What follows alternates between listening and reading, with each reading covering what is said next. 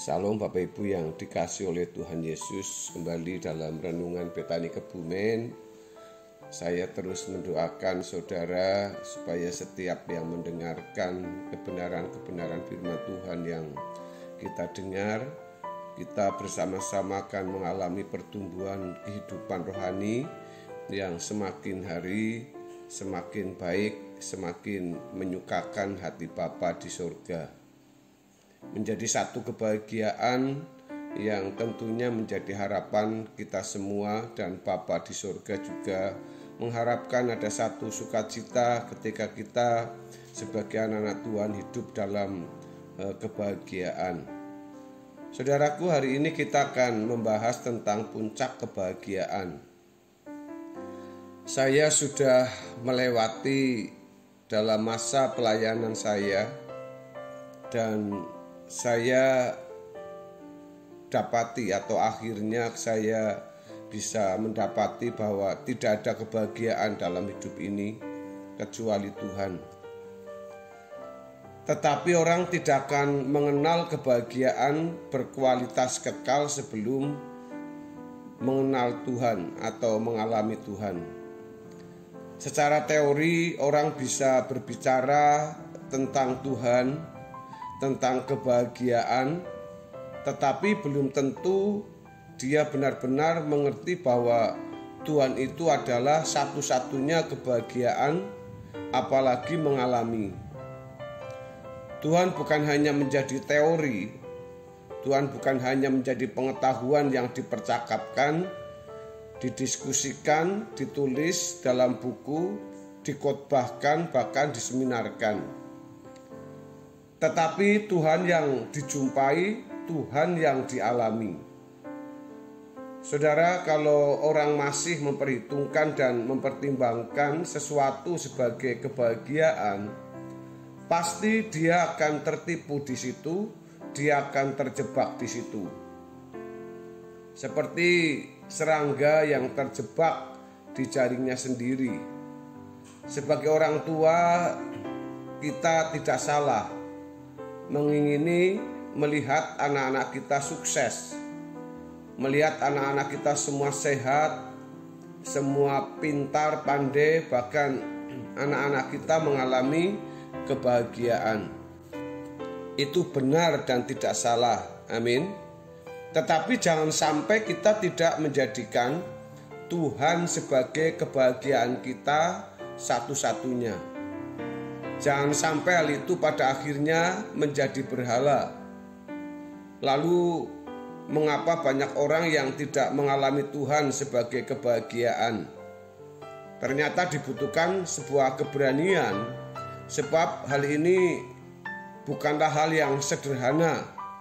Kita harus berani untuk mengambil keputusan bahwa kita mau pulang atau kembali dengan tidak membawa apapun. Jadi untuk bisa menjadikan Tuhan sebagai puncak kebahagiaan. Seperti yang dikatakan oleh Paulus di dalam Kolose pasal yang ketiga ayat yang kelima.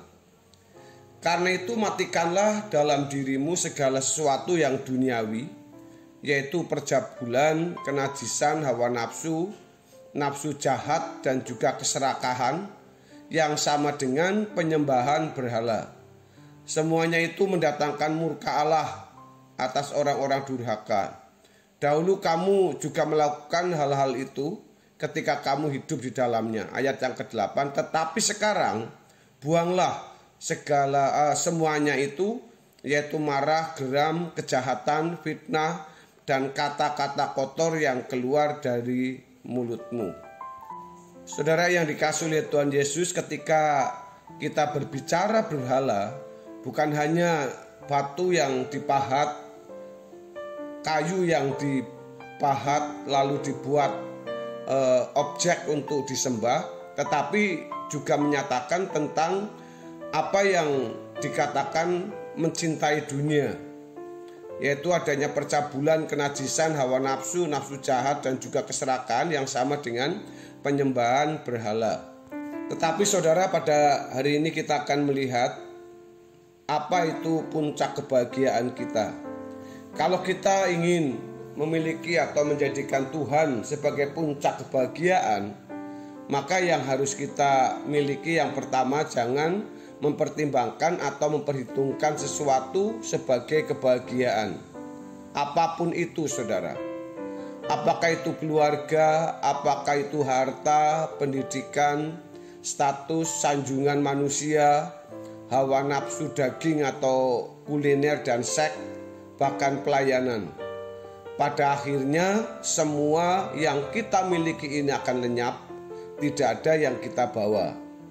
Sekecil apapun, tidak ada sekeping uang atau segenggam tanah yang akan kita bawa. Jadi kita makin hari makin menanggalkan semua keinginan supaya kita dibawa ke puncak kebahagiaan. Jangan merasa bermimpi atau memiliki apapun yang telah kita raih. Seperti yang dikatakan oleh Paulus tadi, kita harus meninggalkan, melepaskan semua yang menjadi kebahagiaan kita selama kita di bumi, supaya kita memiliki atau dimiliki oleh Allah kita sendiri. Yang kedua, harus hidup tidak bercacat dan tidak bercela. Ini yang sedang kita bahas terus menerus, saudara. Untuk menjadi sempurna seperti Bapa, serupa dengan Yesus, ini yaitu dengan tidak bercacat dan tidak bercela. Artinya saudara, kita akan mulai belajar untuk menjaga mulut, menjaga perkataan. Jangan sampai perkataan kita merusak suasana hadirat Allah di dalam hidup kita. Jangan sampai suasana hadirat Allah rusak karena kehidupan kita yang bercacat atau bercela. Ingat, hanya kesucian hidup yang akan membuat kita berani berdiri di hadapan tahta pengadilan Kristus. Dan itu harus kita rajut sejak sekarang, bukan nanti kalau kita sudah ketemu dengan Tuhan. Dimulai dari hal-hal yang kita anggap sepele, yang kita anggap tidak akan berakibat besar. Padahal nasib kekal kita dimulai dari keputusan-keputusan kecil yang kita anggap tidak berdampak besar. Lalu yang ketiga, karakter kita harus dibentuk. Ini juga kita bahas terus tentang karakter. Ini penting sekali, saudara, sebab tidak mungkin orang bisa menikmati Tuhan dan bisa dinikmati Tuhan dengan berkarakter yang buruk. Tuhan tidak bisa dinikmati oleh orang-orang yang karakternya buruk. Bersyukur kalau Tuhan proses kita luar biasa, yang melaluinya memberi pelajaran yang sangat berharga. Sebab ternyata melalui proses itu kita diajar Tuhan untuk lebih rendah hati, lebih lemah lembut, karakter kita dibentuk. Maka Yesus berkata dalam Yohanes 14 ayat 24, damai sejahtera yang kuberikan kepadamu tidak seperti yang diberikan dunia. Karakter rusak bagaimanapun masih bisa menikmati dunia dengan segala keindahannya. Dalam hubungan dengan Tuhan, orang percaya pasti berbeda.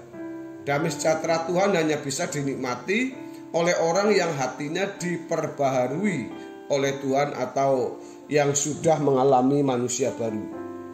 Saudaraku, kalau kita mencintai seseorang, seharusnya bukan karena dia punya harta atau karena alasan lain, tetapi karena memang cinta, karena memang sayang. Kalau kita dekat dia, kita menikmatinya.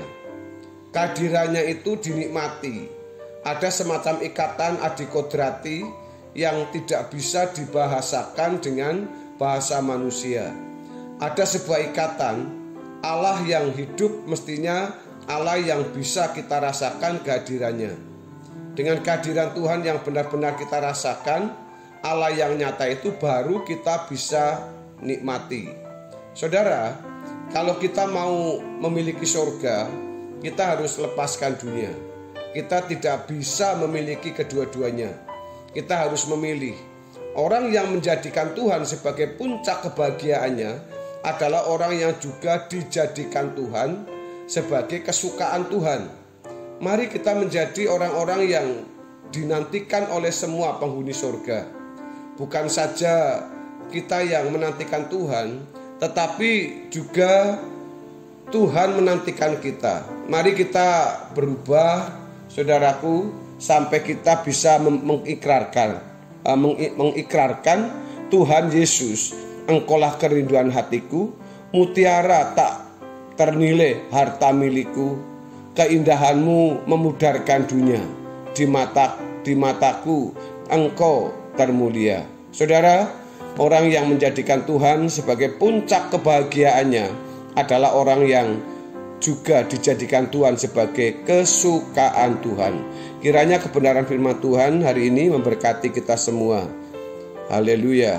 Amin.